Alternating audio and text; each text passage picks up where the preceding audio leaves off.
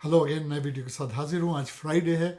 मेरी कोशिश होती है कि आपको फ्राइडे के दिन वीडियो पेश करूँ ताकि पूरे हफ्ते की ताज़ा खबरें और तजिया आपकी खिदमत में मैं पेश कर सकूँ। मैंने कभी आपसे नहीं कहा कि आप मेरा चैनल सब्सक्राइब कीजिए, इसलिए कि मुझे उससे कोई फ़र्क नहीं पड़ता। मैं तो आपकी खिदमत में अपना तजिया पेश करता हूँ और उम्मीद करता हूँ कि आप अपनी कीमती राय से मुझे नवाजेंगे ताकि मैं अपने आप को इम्प्रूव कर सकूँ।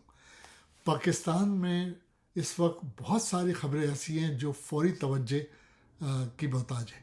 सबसे बड़ी खबर जो मुस्लिम दुनिया में फैली हुई है कि जब से ये काजी फ्रॉड ईसा ने 6 फरवरी को मुतनाज़ फैसले दिया है कादियानी केस में, पूरी दुनिया के मुसलमान बड़े अपसेट हैं।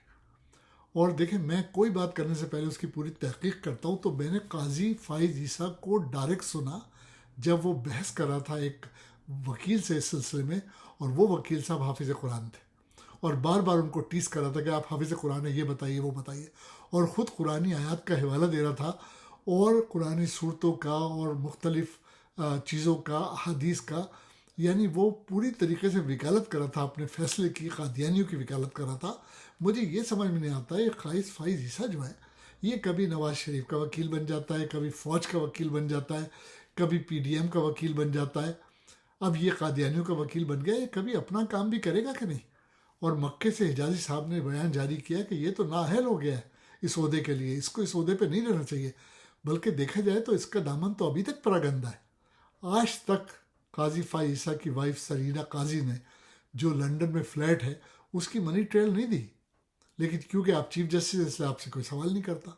और ये इतना ख़तरनाक आदमी है कि अब ये कह रहा है कि सुप्रीम कोर्ट के जो जजेस रिटायर हो चुके हैं और जिन्होंने कोई भी ऐसा फैसला किया जो इसकी तबीयत के मुताबिक नहीं है, यानी नवाज शरीफ को नाअहल वगैरह करने का, ये कह रहा है कि वो जुडिशल काउंसिल उसको रिव्यू करेगी।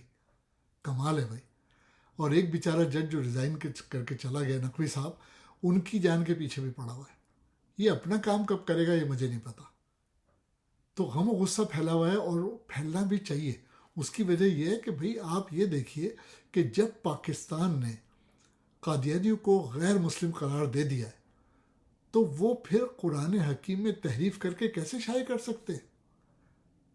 और शायद आपको पता होगा कि इसने उस शख्स को जिसने तहरीफ कुरान में न सिर्फ तहरीफ कुरान की, उसका मुर्तकिब हुआ, उसको सज़ा हो गई, तो काजी साहब ने उसको ज़मानत पे रिहा कर दिया।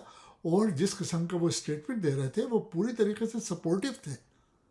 अब बहस ये की जा रही है कि भाई अल्लाह ताला ने कुरान की हिफाजत का वादा किया है, तो अल्लाह ताला कोई दुनिया में आके ये तो नहीं करेगा कि जो कुरान में तहरीफ करेगा नाउज़ुबिल्लाह मिन ज़ालिक, अल्लाह ताला उसको थप्पड़ मारेगा आके। अल्लाह ताला ये तो नहीं करेगा ना। अल्लाह अपने इंसानों से ही काम लेता है ना। अब आप देखिए कि हुजूर अकरम सल्लल्लाहु अलैहि वसल्लम की पैदाइश से पहले जो अबरहा काबे को ढाने आया था, तो उनके दादा हज़रत अब्दुल मुत्तलिब ने कहा था कि या अल्लाह पाक, ये तेरा घर है, तू हिफाजत कर। तो अल्लाह ने अबाबीलें भेज दी थी। वो प्री इस्लाम की बात है ना, हुजूर अकरम सल्लल्लाहु अलैहि वसल्लम से पहले की बात है। लेकिन जब काबतुल्लाह पे वो झूठे मेहदी ने कब्ज़ा किया, और मैं हमेशा मुशर्रफ साहब को सलाम पेश करता हूँ कि वो उस वक्त मेजर जनरल थे, और उन्होंने जिस तरीके से वो झूठे मेहदी से काबा को बाजियाब कराया था, तो इसलिए मैं उनकी कदर करता हूँ। बाकी उनके जो काम उन्होंने जो किए, गलत सही, वो अलग बहस है। तो उस वक्त तो अबाबीलें नहीं आई थी। तो कोई अल्लाह ताला ने बेशक कुरान हकीम को पहले ही से महफूज कर दिया लोहे महफूज में, और जिसका जिक्र अल्लाह ने किया है। लेकिन इसका ये मकसद नहीं है कि अल्लाह ताला खुद आके दुनिया में उसकी हिफाजत करेगा। देखिए, हुफ़ाज़ कराम जो इस्लाम में है, वो इस बात की शहादत है कि कुरान उनके सीनों में महफूज है। और कुरान तो हुज़ूर अकरम सल्लल्लाहु अलैहि वसल्लम के काफ़ी देर बाद यकजा किया गया। हज़रत अबू बकर ने कोशिश शुरू की, हज़रत उमर ने किया, और उसके बाद मुसहफ़ उस्मानी बाकायदा तौर पे पहली दफ़ा कुरान शरीफ लिखा गया, जिसकी जिल्द मौजूद है। पहले वो सऊदी अरब में होती थी, वो टर्की में है। तो कुरान तो जमा किया गया बहुत देर बाद, लेकिन जो हुफ़ाज़ कुरान थे उनके सीनों में महफूज था। और इसी तरीके से हज़रत जिब्राईल अलैहिस्सलाम हुज़ूर अकरम सल्लल्लाहु अलैहि वसल्लम के पास जब तशरीफ़ लाते थे, तो जो पहले आयत नाजिल हुई थी वो सुना करते थे। तो हुज़ूर अकरम सल्लल्लाहु अलैहि वसल्लम भी हाफिज़ कुरान थे। तो इस तरह अल्लाह ताला ने कुरान शरीफ को महफूज किया। लेकिन देखिए, अरबी एक ऐसी वसी व अरीज़ ज़बान है कि जो लोग इस ज़बान से वाकिफ़ हैं उनको अंदाज़ा होगा कि हम उर्दू में तलवार को तलवार कहते हैं, कोई दूसरा नाम तो नहीं है। अंग्रेज़ी में सोर्ट कहते हैं, लेकिन अरबी में ऐसा नहीं है। अरबी में तो सैफ़ है, जुल्फ़िकार है, बहुत सारे नाम हैं तलवार के। इसी तरीके से अरबी में हम ऊँट को ऊँट कहते हैं उर्दू में, लेकिन अरबी में सिर्फ जमल नहीं कहते ऊँट को। اونٹ کے کئی نام ہیں، ایک کوب والے اونٹ کا الگ نام ہے، دو کوب والے، اتنی وسیع اور زبان ہے. اور اس کی میں مختصر سی مثال آپ کو ایسے دوں کہ انگریزی جو ہے، انگریزی آپ یقین کریں سب سے کمزور زبان ہے، لیکن انگریزوں نے پوری دنیا پھیلا دیا. اس میں صرف 26 الفابیٹس ہیں اے سے زیڈ تک، اور اردو میں 36 الفابیٹس ہیں، لیکن عربک میں تو بہت زیادہ الفابیٹس ہیں. میں نے گنے نہیں لیکن بہت زیادہ الفابیٹس ہیں. اور عربک میں ایک ایک چیز کے لیے کئی الفاظ ہیں، اتنی وسیع جو. تو میں کہنا ہی چاہ رہا ہوں کہ جب تک آپ کو عربک کی گردانیں نہیں پتہ، آپ کو گرامر نہیں پتہ عربک کی، آپ عربک سمجھ ہی نہیں سکتے. دیکھیں نا، میں اگر بورڈ کے اوپر میم لون لکھ دوں اور ایک اجمی جو ہے جس کو عربی نہیں آتی وہ اس کو من بھی پڑھے گا، من بھی پڑھے گا، من بھی پڑھے گا. اب میں کہوں من انتا، اس کا مطلب ہے تو کون ہے، لیکن میں کہوں من انتا تو میں کنیت پوچھ رہا ہوں کہ اس کی کنیت کیا ہے، اس کا خاندان کیا ہے. تو عربک تو انفارچونیٹلی ہم لوگ قرآن حکیم کو اسی لیے نہیں سمجھ سکتے اور اس سے ہدایت اسی لیے حاصل نہیں کرتے کہ ہمیں عربی نہیں آتی. اب قائد اعظم نے پاکستان بنایا، اب قائد اعظم بیچارے صحیح سے اردو نہیں سمجھتے تھے، ان کو اتنی اس وقت خیال ہی نہیں آئے گا کہ عربی کو قومی زبان بنا دے تاکہ مسلمان عربی پڑھیں. اور جب تک ہم عربی کی گردانیں نہیں سمجھیں گے، گرامر نہیں سمجھیں گے، ہم قرآن کو کیسے سمجھیں گے؟ تو میرا کہنے کا مقصد یہ کہ قرآن حکیم کے ترجمے میں اور تفسیر میں تبدیلی کرنا بہت آسان ہے. آپ تفاسیر اٹھا لیجئے، میں آپ کو چیلنج کرتا ہوں کہ آپ تفہیم القرآن پڑھیے، مولانا مودود صاحب کی تفسیر پڑھیے، آپ مولانا یوسف الہی صاحب کی تفسیر پڑھیے، آپ ابوالکلام آزاد کی تفسیر پڑھیے.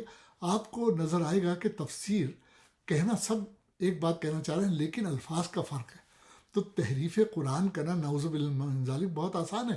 یہی کیس ہے جس کے قاضی فائز عیسیٰ نے کنٹروورشل ججمنٹ دیا ہے کہ دیکھیں قادیانی جب غیر مسلم ہو گئے تو اس کے بعد نہ تو وہ اپنا قرآن چھاپ سکتے تحریف کے ساتھ، نہ وہ تشہیر کر سکتے. اور یہ کب ہوا تھا؟ اس معاملے میں آپ کو بھٹو سائیں کو کریڈٹ دینا پڑے گا کہ بھٹو سائیں جیسے بھی تھے، اقتدار کا نشہ تھا، جو بھی تھا، مجیب کو حکومت نہیں دی 70 کے الیکشن کے بعد، جو کچھ انہوں نے کیا اس پہ آج بحث نہیں کریں گے، لیکن انہوں نے جمعے کی چھٹی کی، انہوں نے شریعت کانفرنس کی. بھٹو صاحب نے، یہ فضل الرحمان، یہ تو نالائق آدمی ہے، اس کے والد ہوا کرتے تھے مفتی محمود، بڑے نیک آدمی تھے، وہ صوبہ سرحد کے وزیر اعلیٰ بھی تھے. ان کی سربراہی میں یہ فیصلہ کیا گیا تھا کہ قادیانی غیر مسلم ہے، اور ظاہر ہے بہت بحث و مباحثے کے بعد ہوا تھا. اس کے بعد سے پاکستان کا قانون بن گیا یہ غیر مسلم ہے. حالانکہ قادیانی اس کو نہیں مانتے، کینیڈا میں بھی قادیانی اپنے آپ کو مسلمان کہتے ہیں اور وہ اس سے فائدہ بھی لیتے ہیں پولیٹیکلی اینڈ ادروائز کہ وہ مسلم ہیں. وہ کبھی واضح نہیں کرتے کینیڈا کے لوگوں کو، یا لنڈن میں جو ان کے خاص قادیانی زیادہ لنڈن میں یا کینیڈا میں ان کے مراکز ہیں. ہر مذہب کو پوری دنیا میں آزادی ہے، ہندو اپنی تشہیر کریں، سکھ اپنی تشہیر کریں، عیسائی، یہودی جو مرضی کرے، ہے نا. لیکن کیونکہ قادیانی اپنے آپ کو مسلمان کہتے ہیں اس لیے ان کے اوپر ریسٹرکشنز ہیں کہ وہ کیا کر سکتے کیا نہیں کر سکتے. تو اسی طریقے سے وہ قرآن میں تحریف نہیں کر سکتے، تشہیر نہیں کر سکتے، بانٹ نہیں کر سکتے، پبلسٹی نہیں کر سکتے، اس لیے کہ ان کو غیر مسلم قرار دے دیا گیا قادیانیوں کو. تو یہ فیصلہ قاضی صاحب کا بالکل غلط ہے، اور میں اپنی حیثیت میں، مسلمان ہونے کی حیثیت سے کنڈیم کرتا ہوں، اور سارے دنیا کے مسلمان کنڈیم کرتے ہیں. اور میں ڈیمانڈ کرتا ہوں کہ قاضی فائز عیسیٰ اگر اس شخص میں ذرا بھی شرم و حیا ہے تو وہ ریزائن کر دے، اس بات پہ چھوڑ دے اپنا عہدہ. ابھی وقت سپٹمبر میں تو ختم ہو رہی ہے اس کی میعاد مدت، وہ عزت رہ جائے گی اگر وہ اپنے آپ کو چھوڑ کے چلا جائے. تو میں بھرپور احتجاج کرتا ہوں مسلمانوں سے، اور میں مسلمانوں سے کہتا ہوں کہ وہ بھی احتجاج کریں جس حیثیت میں بھی وہ کر سکیں. دوسری طرف اگر پاکستان کی پولیٹیکل سچویشن دیکھیں تو پنجاب اسمبلی میں 321 لوگوں نے حلف اٹھا لیا، جس میں آزاد ارکان جو سنی اتحاد یعنی پی ٹی آئی کے بیکٹ ہیں وہ بھی شامل ہیں، انہوں نے بھی اٹھا لیا. آگے دیکھیں کیا ہوتا ہے.